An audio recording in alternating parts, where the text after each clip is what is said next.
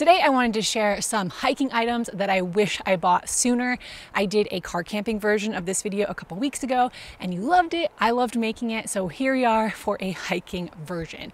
This video is not sponsored by any of these companies and everything will be linked in the description below. So let's dive right in. First up, we have something that Nick actually made, and it is a little sit pad.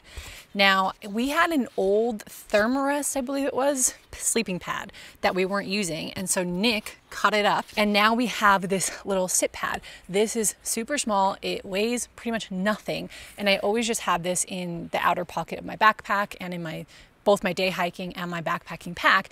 And then when I get to the top of a mountain or want to take a break, I can take this out and I can have something to sit on. Now, you wouldn't think this would make a huge difference, but think about when the ground is wet or cold.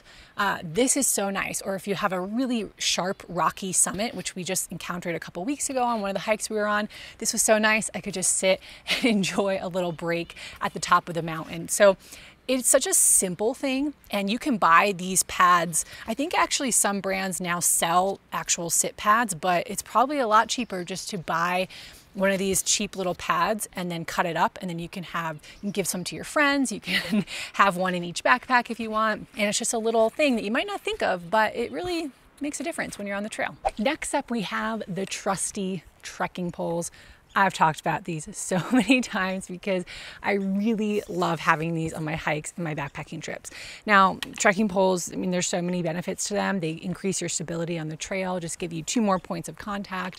And for me, I really notice them helping me on steep downhills. They really help take a lot of the impact off your knees because you can kind of stabilize and land with the trekking poles as well. And then they also help going uphill. They get your arms involved in the hike and just give you a little bit more power and oomph as you're going uphill. So I really love trekking poles, and I actually have an extra pair of these that I'll pack in the car when I'm hiking with a friend. And usually they're like, oh no, it's okay, I don't need them. They end up trying them and they are so impressed by how amazing and how helpful trekking poles are. Put those down, because next up we're going to talk about the ultralight umbrella. These are becoming more and more common on the trail, and I have to say I love it. So we got these after our trip to Ecuador. This is so lightweight. We went to Ecuador back in April and we were in the rainforest and it rained a ton. And we thought a lot about what kind of gear we were gonna bring for the rain, and of course have our normal rain gear. We brought a poncho, and long story short, none of it was really that great for intense, sustained downpours. And that's when Nick was like, I'm gonna get an umbrella when we get home, especially because he's always carrying camera gear, and it just seemed like something that would kind of be perfect. So he did a lot of research. These are the ones that he got, or that we got. He always does all the gear research for me, and then I'm just like, sounds good. So not only are they great for rain protection, but they're also great for sun protection if it's just really hot and sunny. So I did that actually down in the desert recently. I felt like I might be getting sunburned, and so I used the umbrella to protect myself from the sun.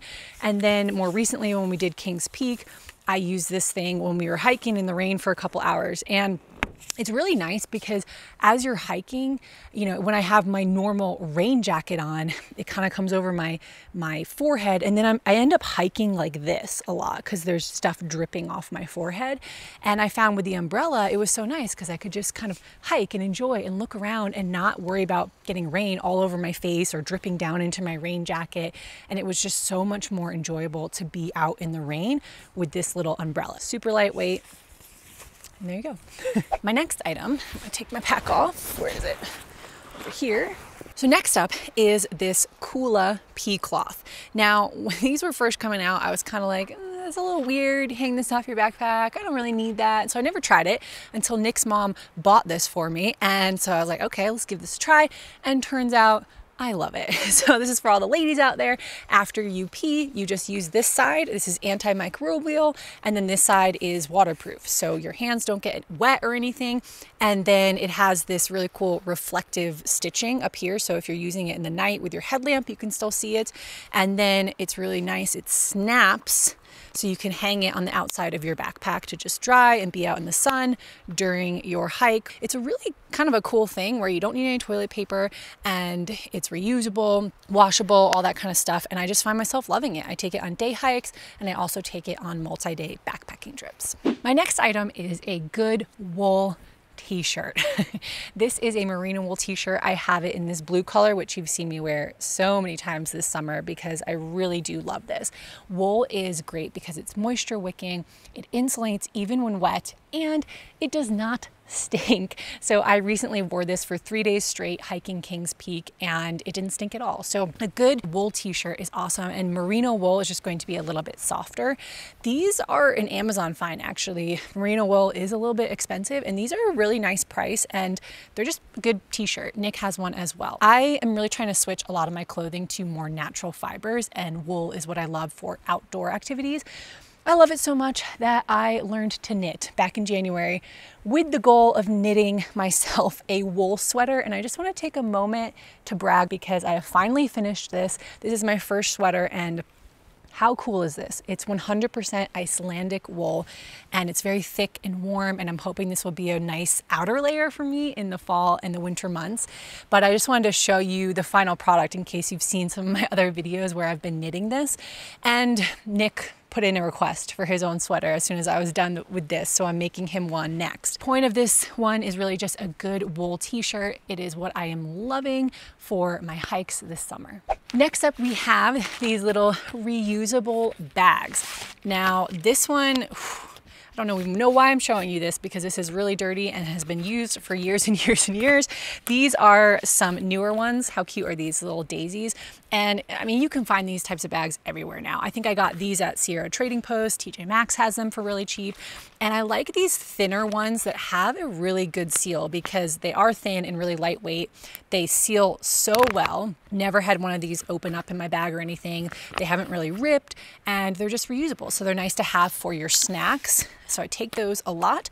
And then I also have this one by the brand Bumpkins and it has a zipper and you can see through here. And as you can see, I like to put a lot of my snacks together, especially if you have smaller little snacks. Instead of having them floating around, I like to just have them all sort of put together here in these little bags. So there's tons of uses for these that you could have for your hikes.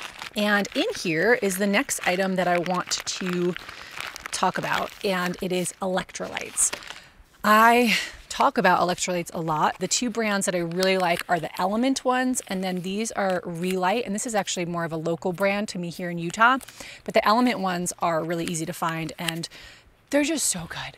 They're so salty, and I really love having these on my hikes to help me stay hydrated. So I'm not just drinking water, but I'm also drinking some electrolytes throughout the hike to just stay hydrated and feeling really good on the trail. These are good ingredients, really salty and tasty. So what I'll do with these is I don't like to put these in my full water bladder because then all my water is salty like this. So instead I have this Grail purifier, and you can put electrolytes in here because there's a one-way little valve thing.